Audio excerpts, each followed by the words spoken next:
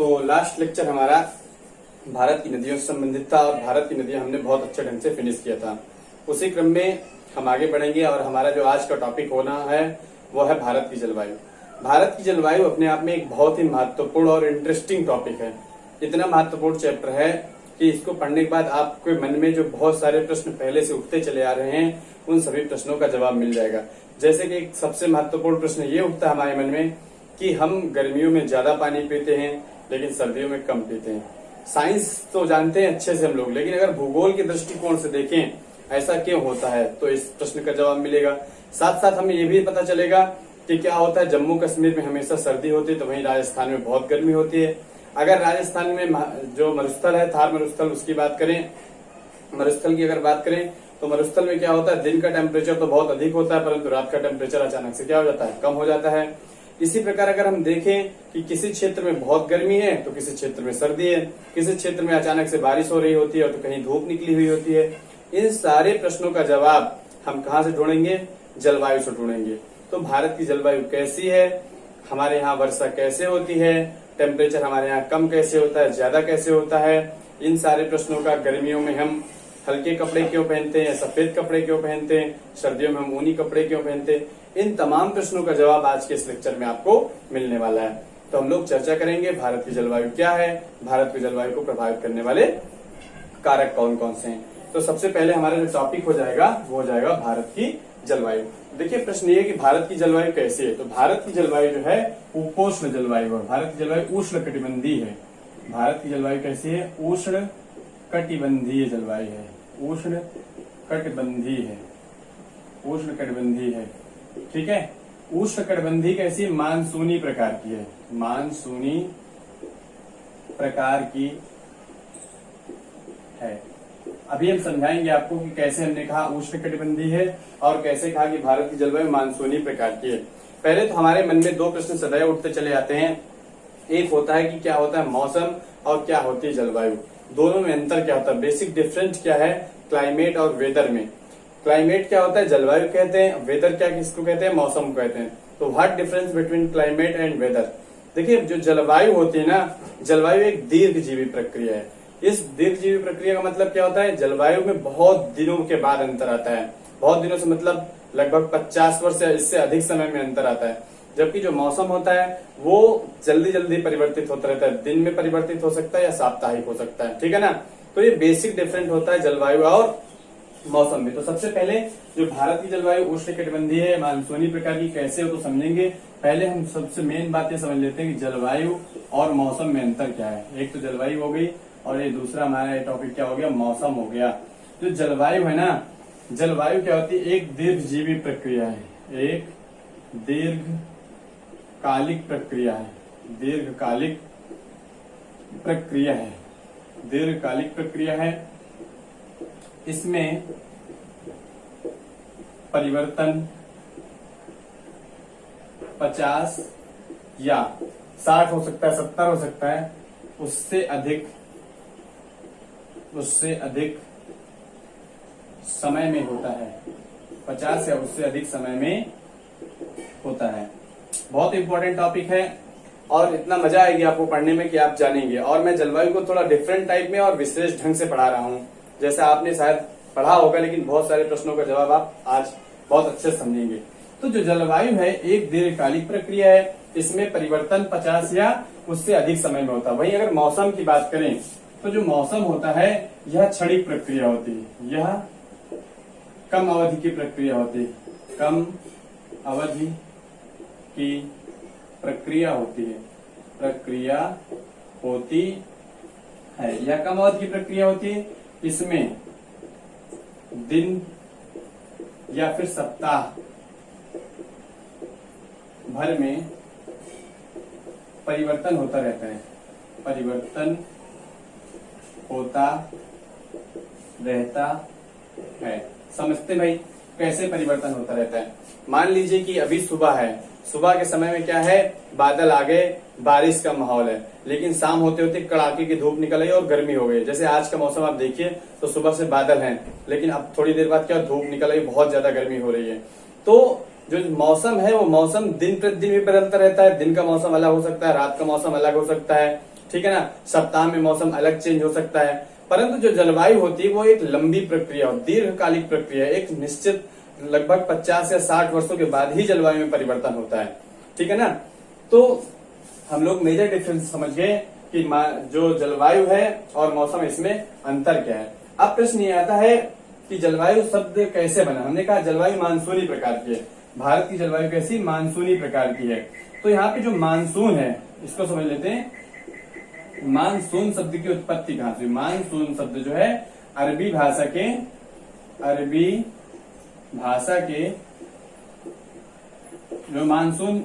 जो मानसूनी है, इसमें मानसून जो है ना वो अरबी भाषा के मौसमी शब्द से उत्पत्ति हुआ है, शब्द से बना है, समझिए, मौसमी शब्द से बना है, जिसका अर्थ क्या होता है, ऋतु के साथ परिवर्तन। जिसका अर्थ है ऋतु के साथ परिवर्तन, ऋतु के साथ परिवर्तन, समझ रहे हैं ना। तो हमारी जो भारत की जलवायु है किस प्रकार की, मानसूनी प्रकार की। मानसून अरबी भाषा के मौसमी शब्द से बना होता है, जिसका अर्थ है ऋतु के साथ परिवर्तन, ऋतु के साथ मौसम में परिवर्तन, ऋतु के साथ मौसम में परिवर्तन, ठीक है ना। जो ऋतु जैसे जैसे होती है, ऋतु आप जान रहे होते हैं, ग्रीष्म ऋतु, शीत ऋतु, तो इन सब के बारे में हम लोग आगे चर्चा करेंगे, समझ रहे हैं ना। तो जलवायु क्या होता है, मौसम क्या होता है। अब हम बात करेंगे कि हमारे भारत की जलवायु उष्ण कटिबंधीय कैसे है या उपोष्ण कटिबंधीय है, तो वो कैसे, शीतोष्ण क्या है, कटिबंधीय क्या होता है, इनके बारे में हम लोग एक एक करके चर्चा करने वाले हैं। तो अगर इसको आपको जरूरत है तो इसका आप स्क्रीनशॉट ले लीजिए।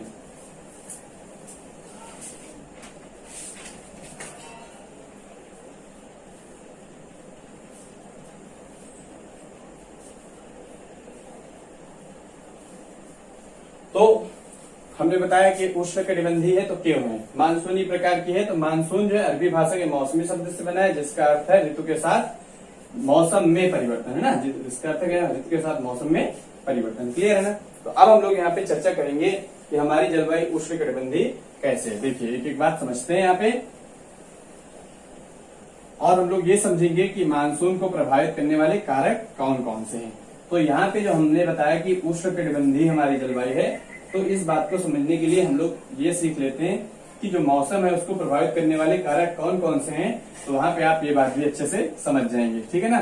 तो अभी हम क्या चर्चा करने वाले हैं, अभी हम चर्चा करेंगे कि भारत की जलवायु को प्रभावित करने वाले कारक कौन कौन से, ठीक है ना। तो भारत की जलवायु को प्रभावित करने वाले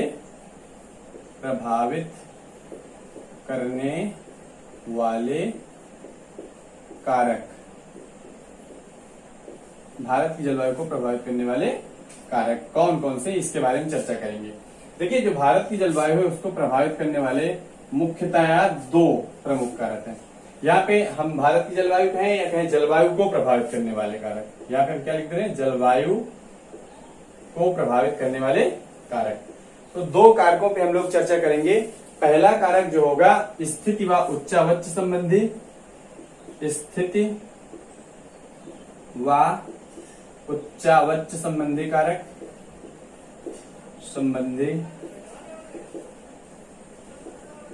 कारक, और दूसरा जो कारक होगा वो आपका क्या होगा, वायुदाब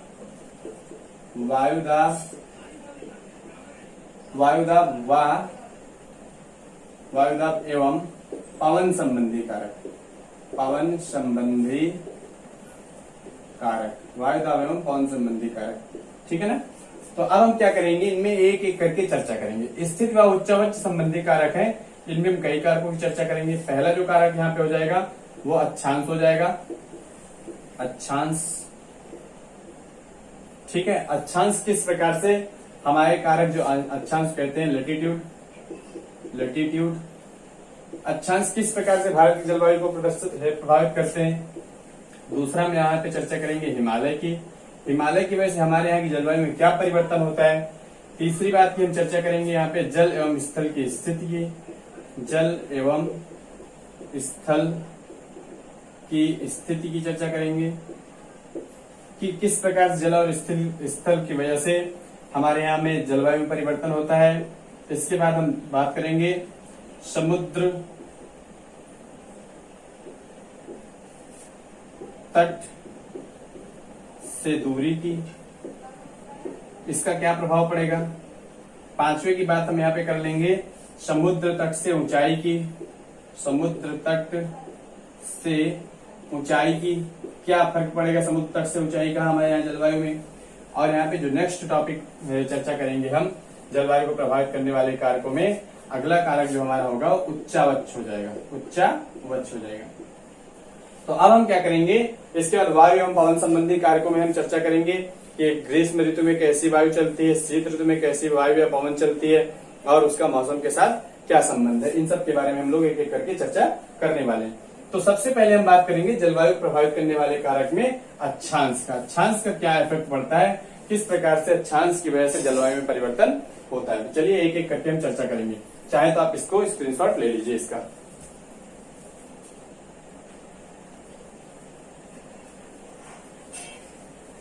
तो आपने ले लिया होगा स्क्रीनशॉट, आप जूम करके वीडियो देख सकते हैं। चलिए आगे बढ़ते हैं हम लोग। अब हम लोग क्या चर्चा करेंगे कि जलवायु को जो प्रभावित करने वाले कारक हैं, इन कारकों में जो पहला कारक हमने लिखा है लैटिट्यूड, जिसे कहते हैं अक्षांश। अक्षांश से तात्पर्य यहाँ पे क्या है, जब मैंने आपको भारत की स्थिति देशांतरीय और अक्षांशीय विस्तार बताया था तब वहां पे बहुत अच्छे से हमने चर्चा किया था। तो हमने ये चर्चा किया था कि जो भारत का उत्तरीय जो विस्तार है वो 8 डिग्री 4 मिनट से लेकर के 37 डिग्री, ठीक है, और 6 मिनट तक है। 8 डिग्री 4 मिनट से लेकर के 8 डिग्री 4 मिनट से 37 डिग्री 6 मिनट नॉर्थ तक हमारे भारत का विस्तार है, उत्तरी अक्षांश में हमारे विस्तार है। अच्छा, जरा हम थोड़ा सा आपको बता देते हैं कि अगर हम ग्लोब पे थोड़ा सा चर्चा करें, सारी बातें आपको क्लियर हो जाएंगी। बहुत स्टेप स्टेप मैं समझाऊंगा आराम से। यहाँ पे ग्लोब क्या होता है, पृथ्वी का एक प्रतिरूप होता है, ये बहुत पहले हम बता चुके हैं, आप जान रहे हैं। ग्लोब में बीचों बीच से एक रेखा गुजरती है, ठीक है ना। इस रेखा को मीडियन रेखा या भूमध्य रेखा या जीरो डिग्री अक्षांश कहते हैं। ये क्या है, आपकी भूमध्य रेखा है, भूमध्य रेखा है, ठीक है ना। ये 0 डिग्री अक्षांश रेखा है, या इसे आप क्या कहते हो, विषुवत रेखा कहते हो। सारी बातें मैंने आपको पढ़ाई, आप पढ़ लीजिएगा वहां पे जाकर के। उसका मैं लिंक दे दूंगा उस वीडियो का, भारत का अक्षांशीय देशांतरीय विस्तार का। इसके ऊपर ये क्या है, 0 डिग्री अक्षांश है, ठीक है, 0 डिग्री अक्षांश। यहाँ 0 डिग्री अक्षांश से 23.5 डिग्री ऊपर, 23.5 डिग्री नॉर्थ पे एक रेखा है। इस रेखा का कहता है कर्क रेखा, ट्रॉपिक ऑफ कैंसर, कर्क रेखा, ठीक है। इसके नीचे 23.5 डिग्री साउथ एक रेखा है, इस रेखा को कहा जाता है मकर रेखा, मकर रेखा कहा जाता है। तो सूर्य की किरणें जो होती है वर्ष भर भूमध्य रेखा पर लंबवत पड़ती हैं, इसमें कोई शक नहीं है। तो क्या होता है, यहां से ये वाला जो क्षेत्र है पूरा, ये वाला क्षेत्र क्या कहलाता है, उष्णकटिबंधीय क्षेत्र में आता है। ये वाला क्षेत्र क्या आता है, पूरा उष्णकटिबंधीय क्षेत्र आता है, उष्ण कटिबंध कहलाता है, कटिबंध का क्षेत्र उष्ण कटिबंध। ये वाला क्षेत्र उष्ण कटिबंध है, कहां से, कर्क रेखा और मकर रेखा के बीच का जो क्षेत्र उष्ण कटिबंध क्षेत्र कहलाता है। इसके ऊपर जब आप बढ़ोगे तो यहाँ पे ध्रुव है, नॉर्थ पोल, साउथ पोल। यहां से ऊपर का जो क्षेत्र है, ये वाला क्षेत्र कर्क रेखा से ऊपर वाला क्षेत्र, इस वाले क्षेत्र को कहते हैं उपोष्ण कटिबंध, उपोष्ण कटिबंध कहते हैं। वहीं इसके नीचे वाला जो क्षेत्र, इसको भी क्या कहा जाता है, उपोष्ण कटिबंध कहा जाता है, उपोष्ण कटिबंध कहा जाता है, ठीक है ना। ये जस्ट इसके ऊपर वाला क्षेत्र। अब देखिए, आपको पता है हमारा भारत जो है, हमारे भारत देश के बीचों बीच से क्या निकलती है, एक रेखा गुजरती है। इस रेखा का नाम क्या होता है, कर्क रेखा निकलती है, ठीक है ना। तो अब जरा देखने की कोशिश करते हैं एक चीज, यहाँ पे अगर हम भारत का ऐसे मैप ड्रा कर लें तो आप देखेंगे कि यहां से क्या निकल रही है, कर्क रेखा गुजर रही है भारत के बीचों बीच से, ठीक है। तो अब कर्क रेखा के जो नीचे वाला पोर्शन है, यहां से जो नीचे वाला पोर्शन है, ये तो पूरा पोर्शन किस में आ जाएगा, उष्ण कटिबंध में आ जाएगा भाई, उष्ण कटिबंध में, उष्ण कटिबंध, ये किसका पोर्शन हो जाएगा, उष्ण कटिबंध का। तो अभी मैंने आपको बताया था जो हमारे भारत की जलवायु कैसी है, उष्ण कटिबंधीय या उष्ण कटिबंधीय मानसूनी प्रकार की हमारे भारत की जलवायु है। तो आपसे कोई पूछेगा भारत की जलवायु कैसी है, तो उष्ण कटिबंधीय जलवायु है। ऊपर का कुछ पोर्शन उपोष्ण कटिबंध में आ जाता है। तो उष्ण कटिबंध और उपोष्ण कटिबंध आप समझ चुके होंगे किस प्रकार से हमारे भारत की जलवायु उष्ण कटिबंध में आती है, ये बात भी आप यहाँ पर समझ चुके होंगे। क्लियर है ना। तो इसको चाहे तो आप स्क्रीनशॉट ले लीजिए। ठीक है। तो आपको पता है, विस्तार मैंने बता ही दिया। यहाँ पे सबसे नीचे यहाँ पे केरल में पुडुचेरी 8 डिग्री 4 मिनट से लेकर ऊपर जम्मू कश्मीर, यहाँ पे राज्य जम्मू कश्मीर में 37 डिग्री 6 मिनट नाग तक भारत का पूर्व से उत्तर से दक्षिण उत्तरी विस्तार है। उत्तरी विस्तार 8 डिग्री 4 मिनट नॉर्थ से लेकर के 37 डिग्री 6 मिनट नॉर्थ तक इसका उत्तरी विस्तार है। क्लियर है ना। इसी प्रकार जब मैंने विस्तार बताया था पूरे भारत का, बहुत अच्छे से क्लियर किया था। तो हम लोग समझ गए उष्ण कटिबंधीय उपोष्ण कटिबंधीय। अब प्रश्न ये उठता है कि जो अक्षांश रेखाएं हैं, इन अक्षांश रेखाओं का भारत की जलवायु पर क्या प्रभाव पड़ने वाला है। ठीक है ना, ये बात भी हमें समझना है। देखिए भाई, क्या होता है कि जो हमारा विषुवत रेखा है, ठीक है ना, विषुवत रेखा, यहाँ पे सदैव टेम्परेचर क्या होता है, हाई होता है। ठीक है। जैसे जैसे आप विषुवत रेखा से ऊपर की तरफ जाओगे, ध्रुवों की तरफ, तो यहाँ पे टेम्परेचर क्या होगा, कम हो जाएगा।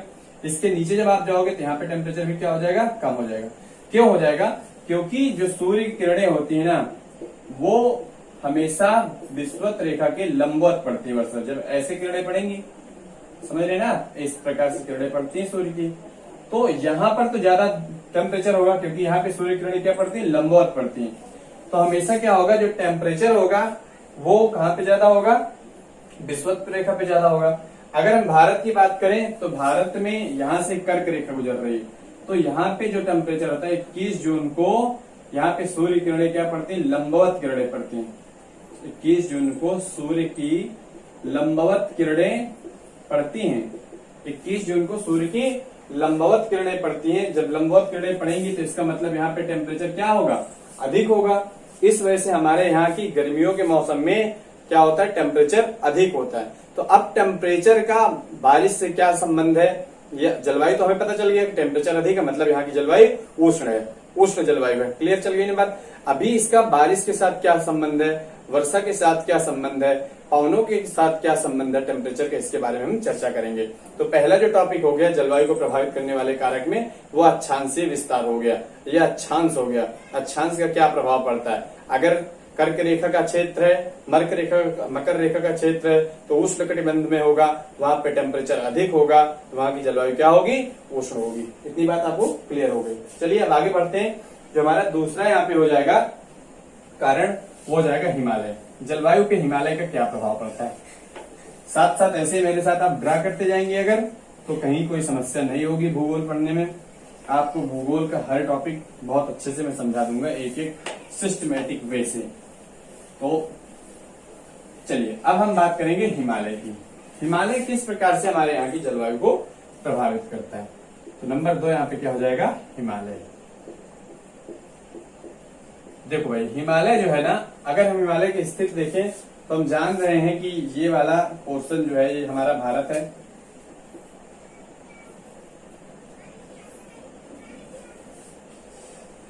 ये हमारा भारत है। भारत के इस वाले क्षेत्र में यहाँ पे क्या है, हिमालय फैला हुआ है। ये वाला क्षेत्र क्या है, हिमालय है। अब आपको पता है ये वाला क्षेत्र क्या है, हिमालय है। मैंने बहुत अच्छे से पढ़ाया हिमालय। आप चूंकि भूगोल इतना सिस्टमेटिक ढंग से हमने शुरुआत की है, लेक्चर 1 से लेक्चर बाय लेक्चर पढ़ते जा रहे हैं, चैप्टर खत्म हो रहे हैं। अब तक 21 लेक्चर हो चुके हैं। पूरी प्लेलिस्ट आपको डिस्क्रिप्शन बॉक्स में मिल जाएगी, आप वहां से जाके देख सकते हैं। कहीं कोई प्रॉब्लम हो कमेंट बॉक्स में आप पूछ सकते हैं। तो ये हिमालय फैला हुआ है, यहाँ पे क्या है, नेपाल है, और इसके ऊपर क्या है, तिब्बत है, तिब्बत के ऊपर चीन है, चीन के ऊपर क्या है, रूस है। ठीक है, रूस या साइबेरिया है। ठीक, और इधर क्या है, बे ऑफ बंगाल है, बंगाल की खाड़ी है, बे ऑफ बंगाल है। आपको पता है ना, यहाँ पे क्या है, बे ऑफ बंगाल है, और इधर क्या है, अरब सागर है। ठीक है ना, अरब सागर। अब क्या होता है, हिमालय से किस प्रकार से हमारे यहाँ मौसम में परिवर्तन होता है, किस प्रकार से मौसम के लिए या जलवायु के लिए जिम्मेदार होता है हिमालय, किस प्रकार से हमारी जलवायु को हिमालय परिवर्तित करता है, इस पर चर्चा करें। क्या होता है, ये जो हमारा दिशा है ना, उत्तर पूर्वी दिशा है, ये वाली दिशा ये वाली दिशा क्या, उत्तर पूर्वी दिशा। जब बंगाली खाड़ी से मानसून उठता है और जब बंगाली खाड़ी से मानसून उठ के ऊपर की तरफ जाता है तो यहाँ पे हिमालय से टकरा जाता है। हिमालय से टकरा करके इस क्षेत्र में क्या कर देता है, बहुत भयंकर वर्षा कर देता है। तो वर्षा के लिए हिमालय हमारे यहाँ बहुत बड़ा जिम्मेदार है कि जो बे ऑफ बंगाल है, बंगाल खाड़ी से उठता है मानसून, वो जाकर के हिमालय से टकरा करके इस क्षेत्र में पूरे में वर्षा कर देता है। इसके बाद और किस प्रकार से हिमालय हमारे लिए फायदेमंद है, यहाँ चूंकि साइबेरिया रूस से बहुत ठंडी ठंडी हवाएं चलती हैं जो नेपाल क्षेत्र से होते हुए भारत में प्रवेश कर सकती हैं, परंतु यहाँ पे हिमालय पर्वत के होने की वजह से जो यहाँ से आने वाली शीत हवाएं हैं या ठंडी हवाएं हैं, शीत लहर है, वो क्या होती, भारत में प्रवेश नहीं कर पाती और हमारे यहाँ का जो वातावरण है इतना अधिक ठंड नहीं हो पाता है। तो हिमालय को इसलिए हम क्या कह सकते हैं, हिमालय को भारत का पहरेदार भी कहते हैं।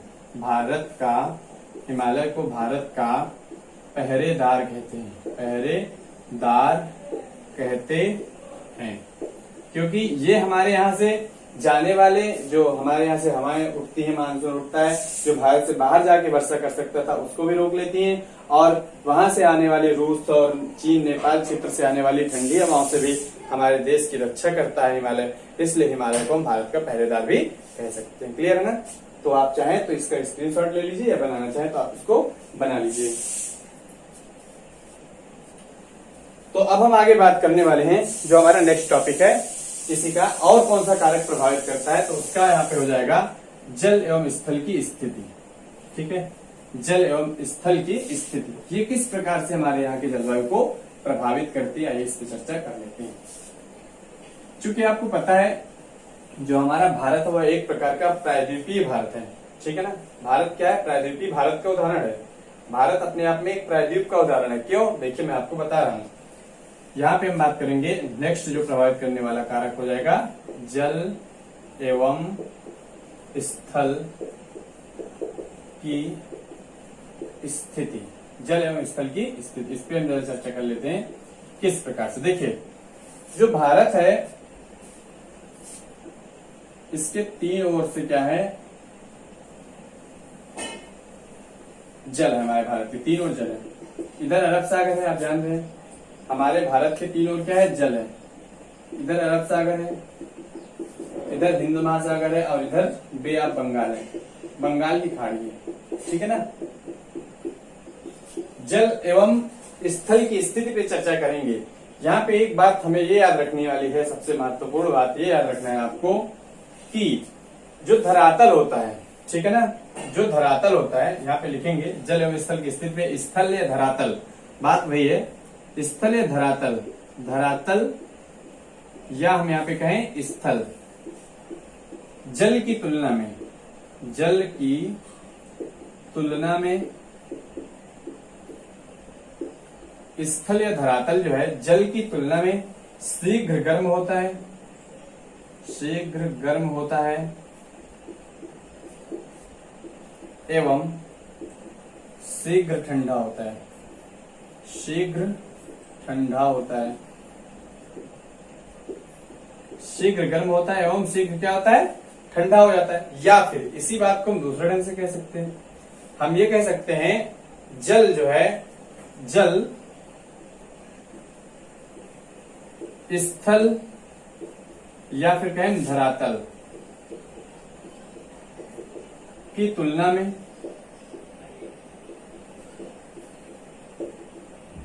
देर से गर्म होता है, देर से गर्म होता है एवं देर से ठंडा होता है, देर से गर्म होता है और देर से ठंडा होता है। तो अब अगर हम यहाँ पे बात करें स्थल की, तो ये जो वाला क्षेत्र है स्थल वाला क्षेत्र है, यहाँ पे दो मौसम होते हैं। एक तो ग्रीष्म ऋतु की बात करें हम, ग्रीष्म ऋतु की, और एक बात हम क्या करें, शीत ऋतु की। मेरी बात को आप ध्यान समझिएगा। ग्रीष्म ऋतु में क्या होगा, जो धरातल होगा यहाँ का टेम्परेचर क्या होगा भाई, ज्यादा होगा। यहाँ का टेम्परेचर ज्यादा होगा कि नहीं होगा। जब यहाँ का टेम्परेचर ज्यादा होगा, ठीक है ना, ग्रीष्म ऋतु में यहाँ पे जो धरातल है, धरातल का टेम्परेचर क्या होगा, ज्यादा होगा। और शीत ऋतु में धरातल का टेम्परेचर क्या हो जाएगा, कम हो जाएगा। होगा कि नहीं होगा कम। वहीं अगर हम पानी की बात करें तो ग्रीष्म ऋतु में यहाँ धरातल, चूंकि धरातल जल्दी गर्म होता है, जल्दी ठंडा होता है, तो ग्रीष्म ऋतु में धरातल का टेम्परेचर ज्यादा होगा, वहीं पानी का टेम्परेचर यहाँ पे क्या हो जाएगा, कम हो जाएगा। हो जाएगा नहीं, कम हो जाएगा। धरातल का टेम्परेचर जब ज्यादा होगा तो पानी का टेम्परेचर कम हो जाएगा। अब एक बात ये समझना कि टेम्परेचर का पवनों पे क्या प्रभाव पड़ता है। देखिए जो टेम्परेचर होता है ना, ठीक है ना, टेम्परेचर का पवन के साथ क्या होता है, इनवर्सली संबंध होता है। अगर टेम्परेचर ज्यादा होगा, अगर टेम्परेचर ज्यादा होगा तो प्रेशर यहाँ पे क्या हो जाएगा, कम हो जाएगा। बहुत ध्यान समझिएगा इस बात को। अगर टेम्परेचर ज्यादा होगा तो प्रेशर क्या हो जाएगा, कम हो जाएगा। जब टेम्परेचर ज्यादा तो प्रेशर कम। तो भाई यहाँ पे देखो, यहाँ पे टेम्परेचर ज्यादा है तो यहाँ पे प्रेशर क्या होगा, लो प्रेशर होगा। होगा कि नहीं होगा, यहाँ पे लो प्रेशर। यहाँ पे टेम्परेचर कम है तो यहाँ पे प्रेशर कैसा होगा, हाई प्रेशर होगा। होगा कि नहीं होगा, प्रेशर अधिक, यहाँ पे हाई प्रेशर हो जाएगा। पवनें जो होती हैं हमेशा, वो हमेशा क्या होती हैं, हाई प्रेशर से लो प्रेशर की ओर चलती हैं। पवनें क्या होती हैं, हमेशा हाई प्रेशर से लो प्रेशर की ओर चलती हैं। तो चूंकि ग्रीष्म ऋतु में यहाँ का जो धरातल का जो प्रेशर है वो कम होगा, इसलिए पवन यहाँ से इस तरफ जाने लगेंगी, जल से स्थल की ओर पवनें जाने लगेंगी और ग्रीष्म ऋतु में आकर के स्थलीय क्षेत्र में बरसात कर देंगी। तो ये बात आप समझ चुके होंगे।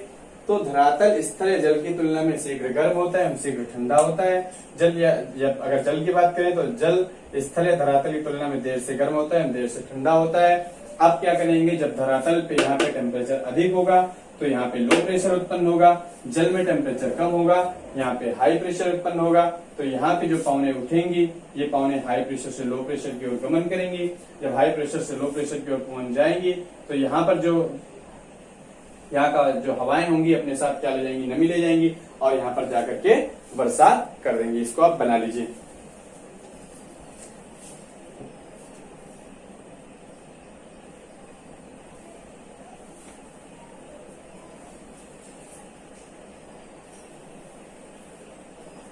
चलिए अब हम बात करेंगे अपने नेक्स्ट टॉपिक की। देखिए आप समझिए, जहां पर कोई समस्या होगी आप मुझसे डिस्कस करिएगा, मैं आपको समझाऊंगा बहुत अच्छे से। अभी इन पे और आगे चर्चा हमें करनी है। तो अब हम बात करेंगे अगला जो है यहाँ पे समुद्र तट से दूरी। जो अगला प्रभावित करने वाला कारक है वह समुद्र तट से दूरी। टेम्परेचर को, ये जो हमारा जलवायु उसको किस प्रकार से समुद्र तट से दूरी में किस प्रकार से चेंज आएगा, इसको समझ लेते हैं।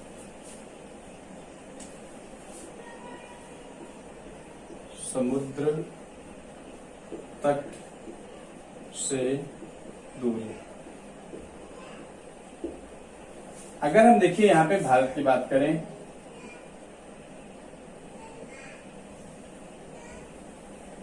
तो ये जो यहाँ पे किनारे किनारे यहाँ पे तट पाए जाते हैं भारत में। यहाँ पे क्या है, तट है। जो ये तट है ना, यहाँ की जो जलवायु है समकारी होती है। यहाँ की जलवायु कैसी होती है, समकारी जलवायु होती है, समकारी जलवायु। वहीं पे अगर हम यहाँ स्थल की बात करें तो यहाँ पे जलवायु कैसी होती है, विषमकारी होती है, विषमकारी होती है। यही कारण है कि अगर आप देखें मुंबई में बात करें, मुंबई यहाँ पे पश्चिमी तट पे स्थित है। अगर मुंबई में देखा जाए तो वहां पे जो जलवायु होती है लगभग एक समान होती है, क्योंकि उसकी जो समुद्र तट से दूरी है ज्यादा दूर नहीं है और जल जो होता है देर में गर्म होता है, देर में ठंडा होता है। तो वहां पे ज्यादा कुछ परिवर्तन नहीं होता है, वहां की जलवायु में टेम्परेचर लगभग एक समान बना होता है। वहीं पे अगर हम बात करें स्थलों पे, तो स्थल में क्या होता है, दिन में तो टेम्परेचर अधिक हो जाता है लेकिन रात में टेम्परेचर क्या हो जाता है, वहां पे कम हो जाता है। क्यों? क्योंकि स्थल देर में गर्म होता है और देर में ठंडा होता है। यहाँ पे जो जलवायु है, यहाँ पे जलवायु क्या होती है, विषमकारी होती है। इसी वजह से क्या होता है, मुंबई में आपने देखा होगा वहां के लोग सर्दी के मौसम में भी टी शर्ट पहने हुए आपको मिल जाएंगे, क्योंकि वहां पे इतना ज्यादा सर्दी नहीं होती। या फिर क्या, वहां पे सर्दियों में भी लोग क्या होते हैं, पंखा चला करके सोते हैं। तो कारण क्या है कि वहां की जलवायु जो होती है लगभग एक समान होती है, जबकि हमारे स्थल की जलवायु क्या होती है, भिन्न भिन्न होती है समय पर। इसका कारण क्या होता है कि समुद्र तट से जो इसकी दूरी है वो अधिक नहीं है। क्लियर? तो हमने हम बात की समुद्र तट से दूरी। इसके बाद हम बात करेंगे समुद्र तल से ऊंचाई की। जो अगला प्रभावित करने वाला कारक होगा वो होगा समुद्र तल से ऊंचाई की बात करें। अगर हम समुद्र तल से ऊंचाई की बात करें तो समुद्र तल से ऊंचाई का क्या तात्पर्य है यहाँ पे, कि जैसे कि मान लिया जाए ये एक पहाड़ है, ठीक है, पर्वत है। जैसे जैसे आप ऊपर जाओगे, जैसे जैसे हम ऊपर जाएंगे तो वैसे वैसे यहाँ पे टेम्परेचर क्या होता जाएगा, कम होता जाएगा।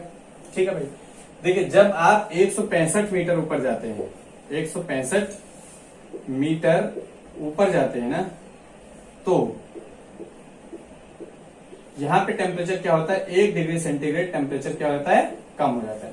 तो जब आप ऊपर की ओर बढ़ोगे, 165 मीटर मान लो पहाड़ है आपका, पहाड़ में जब ऊपर की तरफ आप बढ़ोगे तो वहां पे टेम्परेचर कम होगा। जब टेम्परेचर कम होगा तो वहां पे क्या होगा, टेम्परेचर कम होगा तो वहां पे भाप जो है वाष्पन नहीं होगा और वहां पे बारिश जो होगी वो कम मात्रा में होगी। टेम्परेचर देखो, जहां पे टेम्परेचर अधिक होगा वहां पे अधिक जो जल होगा वहां पे अधिक जल वाष्पित होगा, अधिक जल वाष्पित होगा तो वहां पे क्या होगा, अधिक जल वाष्पित होगा भाई, टेम्परेचर अधिक होगा तो वहां पे प्रेशर वहां पे क्या हो जाएगा, लो हो जाएगा, पौने आएंगे और बरसात कर देंगे। क्लियर है ना। तो जब टेम्परेचर अधिक होता है कहीं पे तो वहां पे ज्यादा बारिश होती है और जहां पे टेम्परेचर कम होता है वहां पे बरसात क्या होती है, कम होती है। तो जब इसी वजह से क्या होती है, जो पहाड़ होते हैं पहाड़ों पे वर्षा कम होती है। अगर हम बात करें हिमालय की, जब हमने हिमालय आपको पढ़ाया था, बृहद हिमालय और लघु हिमालय, तो लघु हिमालय में क्या होती है, अधिक वर्षा होती है, अधिक वर्षा होती है क्योंकि इसकी ऊंचाई क्या है, कम है। अधिक ऊंचाई है बृहद हिमालय की, इसलिए वहां पे वर्षा कम होती है। लघु हिमालय में अधिक वर्षा होती है क्योंकि वहां पे उसकी ऊंचाई कम है। तो जैसे जैसे हम आप ऊपर उठोगे टेम्परेचर में कमी आएगी, जब टेम्परेचर में कमी होगी तो वहां पे वर्षा की मात्रा भी क्या हो जाएगी, कम हो जाएगी। अच्छा, अभी जब मैंने आपको अक्षांश पढ़ाया था तो अगर हम बात करें यहाँ पे 2 शहरों की बात करें, एक शहर की हम यहाँ पे बात करें, किसकी बात कर लेते हैं, एक कर लेते हैं आगरा की। आगरा और दार्जिलिंग हम यहाँ पे बात करने वाले हैं, आगरा और दार्जिलिंग की। आगरा और एक शहर है दार्जिलिंग। दार्जिलिंग आप जानते हैं, आगरा क्या है, यूपी में है और दार्जिलिंग कहाँ है, वेस्ट बंगाल में है। ठीक है, ये दोनों एक ही अक्षांश पे हैं। अक्षांश और देशांतर की हम बात कर रहे थे। आगरा और दार्जिलिंग दोनों एक ही अक्षांश पे हैं, परंतु आगरा की जो समुद्र तल से ऊंचाई है वो यहाँ पे क्या है, कम ऊंचा है समुद्र तल से, क्योंकि क्या आगरा कहाँ पे, मैदानों में है, मैदान में है। और जो दार्जिलिंग है वो दार्जिलिंग की पहाड़ियां है, मैंने आपको पढ़ाया है यहाँ पे। दार्जिलिंग की जो यहाँ पे इसका ऊंचाई है, ये ऊंचाई इसकी क्या है, यहाँ पे कम है और यहाँ पे समुद्र तल से ऊंचाई दार्जिलिंग की क्या हो जाएगी, ऊंचाई अधिक हो जाएगी, ऊंचाई अधिक हो जाएगी। इसलिए अगर आगरा और हम बात करें दार्जिलिंग की तो आगरा में क्या होगी, वर्षा अधिक होगी, वर्षा अधिक होगी। वहीं पे जो दार्जिलिंग है यहाँ पे वर्षा कम होगी क्योंकि ये इसके समुद्र तल से ऊंचाई अधिक है। तो हमने बताया कि समुद्र तल से ऊंचाई का क्या प्रभाव पड़ेगा, एक ही अक्षांश में फिर भी अगर कोई चीज ऊपर है तो वहां पे क्या होगा, पहाड़ है या पर्वत है तो वहां पे वर्षा कम होगी, लेकिन मैदानों में अधिक वर्षा होती है। चलिए आगे बढ़ते हैं, चाहे तो आप इसको स्क्रीनशॉट इसका ले लीजिए। अब हम बात करेंगे जो नेक्स्ट यहाँ पे प्रभावित करने वाला कारक है जलवायु को, वह उच्चावच। उच्चावच को वैसे तो हाई ही कहते हैं इंग्लिश में, परंतु उच्चावच को उत्सुंगता भी कहा जाता है हिंदी में। अगला जो हमारे यहाँ पे कारक हो जाएगा ये हो जाएगा उच्चावच। ठीक है, हाई। उच्चावच से यहाँ पे तात्पर्य क्या है, उत्सुंगता भी कहीं कहीं मिलता है, उत्सुंगता, उत्सुंगता भी इसका कहीं कहीं नाम मिलता है।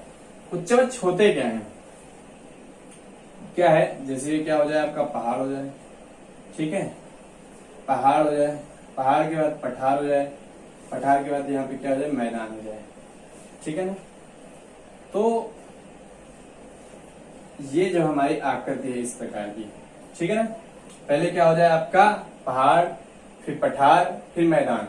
ये जो पोर्शन है आपका, पहाड़ वाला पोर्शन है, ये इतना पोर्शन, इतना पोर्शन और इतना पोर्शन, 3 भागों में इसको बांट दिया जाए। ये क्या हो जाए, मैदान हो जाएंगे, ये आपके क्या हो जाएंगे, पठार हो जाएंगे और ये आपके क्या हो जाएंगे, पर्वत हो जाएंगे, उच्चावच। तो क्या होता है कि पानी कहाँ पे ज्यादा बरसेगा, वर्षा की मात्रा कहाँ पे अधिक होगी, क्योंकि वर्षा से टेम्परेचर में बहुत इफेक्ट पड़ता है। तो क्या होता है, क्योंकि जब कोई पवन आती है, ऐसे मान लीजिए पवन आ रही है, समुद्री क्षेत्र से आ रही है पवन, तो जब यहाँ पे पहाड़ों से टकरा जाएगी, समझिए पहाड़ों से टकरा जाएगी, तो यहाँ पे इधर इस क्षेत्र में क्या हो जाएगी, वर्षा हो जाएगी, या फिर ये वर्षा आगे नहीं करेगी। तो यहाँ पे जो इस सामने का क्षेत्र होता है, इसको पवन सम्मुख या पवन विमुख ढाल, जिधर पवन टकरा रही है इसको क्या कहते हैं, पवन सम्मुख ढाल कहते हैं, पवन सम्मुख ढाल कहते हैं, इसको क्या कहते हैं, पवन सम्मुख ढाल कहते हैं। तो यहाँ पे जो क्या होगा, चूंकि यहाँ पे पवन ऊपर जाएगी तो यहाँ पे टकरा जाएगी, तो यहाँ पे क्या होगी, वर्षा की मात्रा कम हो जाएगी, आगे यहाँ पे वर्षा नहीं हो पाएगी। क्लियर है ना, यहीं पे वर्षा इधर इसी क्षेत्र में हो जाएगी। तो जहां से पवन टकराती है उसको पवन सम्मुख ढाल कहते हैं, और जिस क्षेत्र में पवन नहीं टकरा पाती है उसको पवन विमुख ढाल कहा जाता है। तो उच्चावच का भी इफेक्ट पड़ता है, जहां पे क्या होगी, पवनें टकराएंगी, ठीक है ना। अगर पवन अधिक ऊंचाई पे, ज्यादा ऊंचाई है पर्वत पठार की, तो वहां पे अधिक ऊंचाई पे वर्षा नहीं होगी, कम ऊंचाई है, ठीक है, तो वहां पे क्या होगी, वर्षा अधिक होगी, ठीक है ना, क्योंकि वहां पे जो पवन है आगे बढ़ जाएंगी और वहां पे जाकर के वर्षा कर देंगी जाके। पर्वतों और पठारों में क्या होता है, अगर पर्वत बहुत ऊंचा है तो वहां पे उसके ऊपरी भाग में वर्षा नहीं होगी, जहां पे पवन टकराएंगी वहीं पे वर्षा कर देंगी। तो उच्चावच का भी इफेक्ट पड़ता है, पवनें कहाँ पे पहुंच पा रही हैं, किस क्षेत्र में पहुंच पा रही हैं, कहाँ पे नहीं पहुंच पा रही हैं। अगर पहुंच पा रही हैं तो वहां तक जो मौसम है अपने साथ जलवायु है, वहां की जलवायु में परिवर्तन होगा, प्रभाव होगा, वरना प्रभाव नहीं पड़ेगा। तो इसको आप चाहें तो कॉपी कर लीजिए। कॉपी क्या, आज का ये जो टॉपिक था हमारा, यहाँ पे हम इसको फिनिश कर रहे हैं। उच्चावच हो गया और सुंगता, ये छठा नंबर होगा आपका, पांचवा मैंने लिख दिया है। तो जो हमने आज का लेक्चर लिया है वो स्पेशली हमने देखा है कि जलवायु को प्रभावित करने वाले कारक कौन कौन से हैं। तो जलवायु को प्रभावित, पहले तो हमने देखा जलवायु क्या है, भारत की जलवायु उष्णकटिबंधीय मानसूनी प्रकार की जलवायु है। इसका अक्षांश का क्या इफेक्ट पड़ेगा, अक्षांशीय विस्तार कितना है। इसके बाद हिमालय हमारे यहाँ की जलवायु में किस प्रकार परिवर्तन करता है, उच्चावच का क्या प्रभाव पड़ता है, समुद्र तल से दूरी का क्या प्रभाव पड़ता है, जल एवं स्थल की स्थिति का क्या प्रभाव पड़ता है, पवनें किस दिशा से किस दिशा में चलती है, टेम्परेचर ज्यादा धरातल का होगा या स्थल का होगा, इन सारी बातों पे हमने आज चर्चा किया। जो नेक्स्ट क्लास होगी उसमें हमको आता हुआ मानसून और लौटते हुए मानसून के बारे में पढ़ना है और पश्चिम विक्षोभ के बारे में पढ़ना है। तो आपको ये लेक्चर कैसा लगा आप कमेंट करके जरूर बताइएगा। आज के लिए इतना ही, बहुत बहुत धन्यवाद, थैंक यू।